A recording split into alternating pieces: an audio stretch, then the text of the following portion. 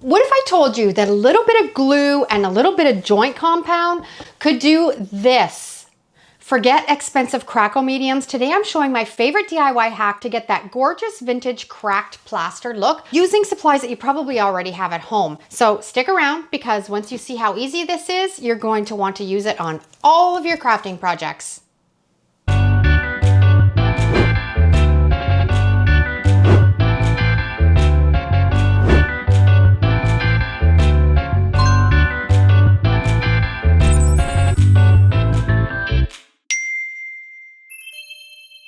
We're gonna do this DIY on just a plain piece of pine, but you can do it on canvas, you can do it on furniture, you can even do it on paper, you can do it on cardboard.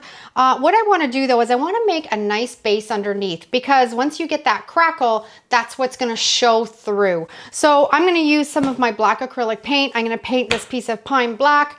We'll be back after it's completely dried.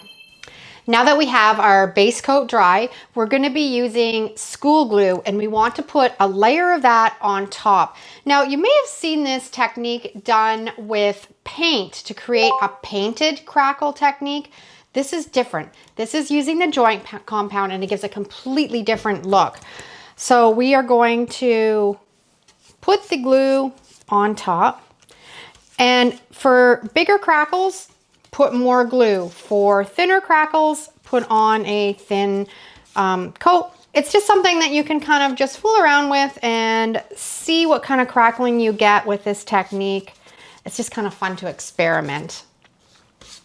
So once I have this wood completely coated, we are going to just let it sit for maybe 3 or 4 minutes.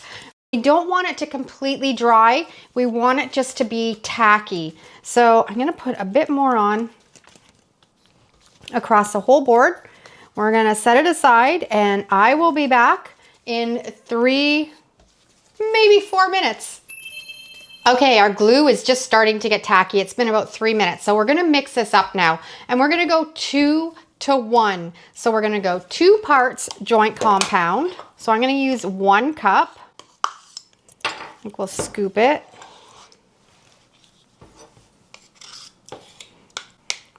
Actually, that's a lot for this project. I don't think we need a cup. Let's do a 1/2 cup to a 1/4 cup. And of course, I don't have my 1/2 cup measuring cup here, so we're gonna roll with this. I don't want to waste anything. So we've got 1/2 cup of the joint compound.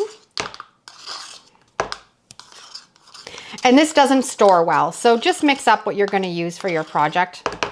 If you mix any more, you'll probably just end up having to throw it out. And then we're going to use 1 part of the school glue or PVA glue. We're going to use a 1/4 cup. And again, you can experiment with this ratio. You can do 3 to 1, you can do 4 to 1. It's just going to depend on how much crackling you want. This mixture of the 2 to 1 is going to give quite a bit of crackling. And I thought I would do that for the demo so you can see how well it works.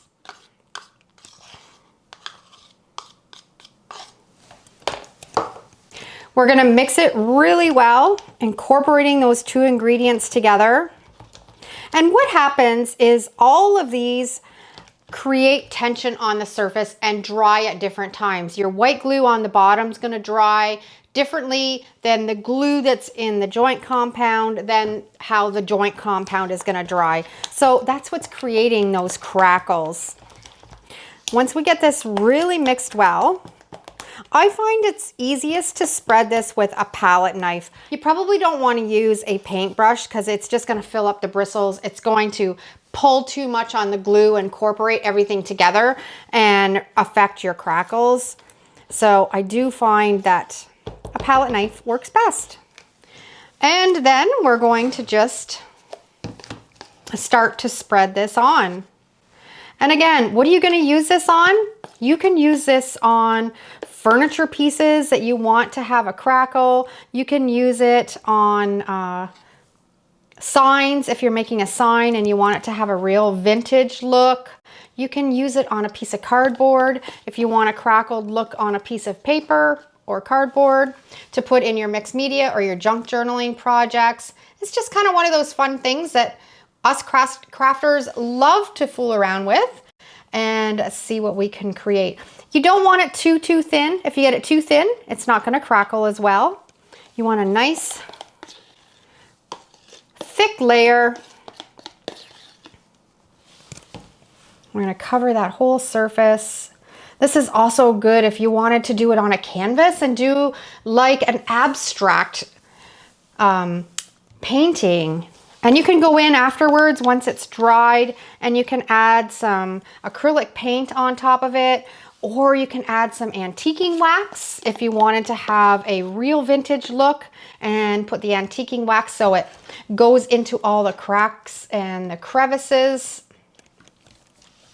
I think I have this covered pretty good. So what we want to do now is you can let it air dry, but I find it doesn't crackle as well. So what you want to do is you want to grab your heat gun. If you don't have a heat gun, that's fine. You can use a hair dryer. Just make sure that you're not putting it right up against it because it will move that joint compound and the glue around because it has quite a blast. So you want to just kind of just dry it carefully if you're using a hair dryer. And it doesn't matter if it's really even because we want that unevenness to create all those different shapes and sizes of crackle. Okay, let's get the heat gun out and let's start to dry this, and you're gonna see these magic cracks appear.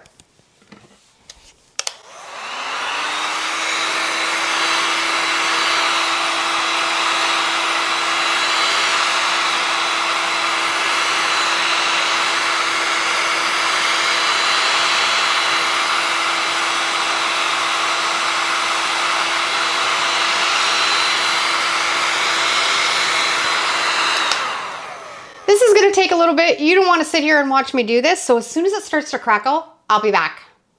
Okay, we've been about a minute into this and you can see that it's already starting to crackle. We've got a crackle forming here and one here. We've got some really big ones happening and I've only been a minute into it. So we're gonna keep going and I'll be back.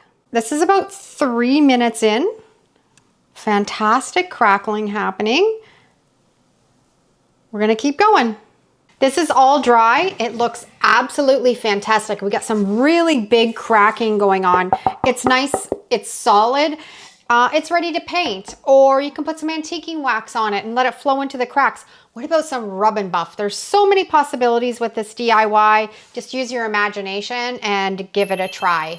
The one thing that I will recommend is to make sure that you're using the joint compound. I'll put the link for that down below in the description, but I know I'll get asked in the comments if we can use spackling. Spackling is a little bit thicker and it doesn't crackle as well as a joint compound. The joint compound kind of flows better, but it's something that you can experiment with if you have the spackling already in your stash. So that's it. It's such an easy way to get that gorgeous cracked finish with joint compound and glue. But you know what would make this look even better is that antiquing wax. I think that's what I'm kind of thinking I might do with this. It brings out all those cracks and gives your project a truly vintage vibe. So if you want to learn how to make your own antiquing wax, click right here and I'll see you over there in that video. Take care.